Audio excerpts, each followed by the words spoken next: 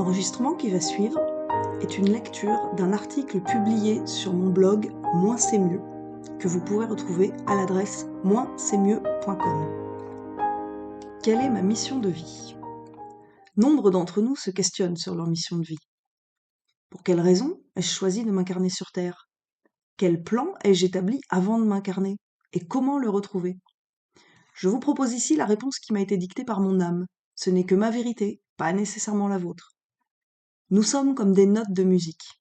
Chacun de nous est une note unique au sein d'une gamme infinie.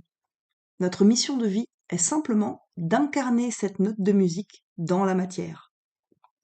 Chaque note étant unique, personne ne peut le faire à notre place. Chacun de nous a une fréquence unique, dont on cherche à nous éloigner en nous façonnant tous de la même manière, dès l'enfance. Notre travail, c'est de retrouver cette note unique pour sonner à l'unisson de notre âme.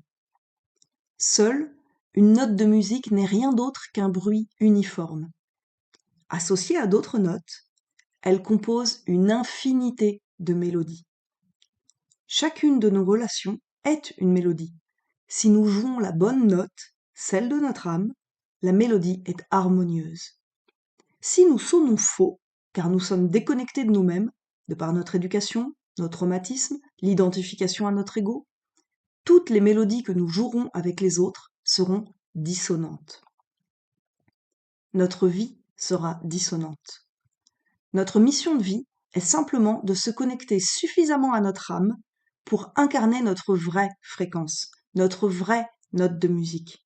La façon dont nous l'incarnons dans la matière, les choix que nous faisons au quotidien, notre métier, nos loisirs, importent peu.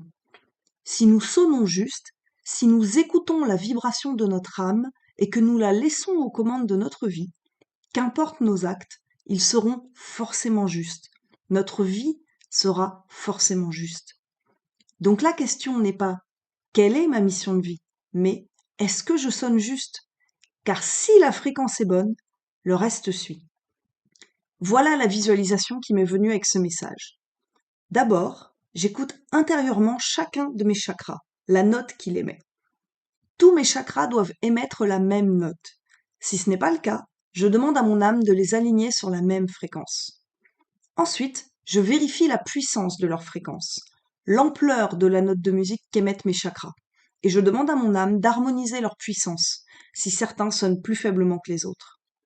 Puis, je me visualise au milieu d'une colonne de lumière, connectée à la lumière qui descend du ciel et connectée à la lumière qui monte de la terre. À chaque inspiration, je reçois cette lumière en moi. Elle me traverse et vient se loger au sein de chacun de mes chakras. Chaque chakra reçoit la lumière d'en haut et la lumière d'en bas, et tourne sur lui-même pour intégrer et mélanger ces deux lumières, tel un yin et yang.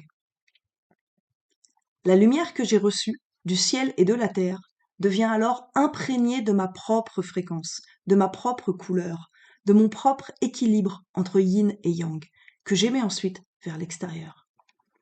À chaque respiration, chacun de mes chakras tourne dans l'autre sens et souffle vers l'extérieur de mon corps, ce mélange de lumière unique qui porte ma fréquence personnelle. Je visualise cela au rythme de mes inspirations et expirations, aussi longtemps que je le souhaite, jusqu'à me sentir entièrement harmonisée à moi-même et à l'univers. Namasté.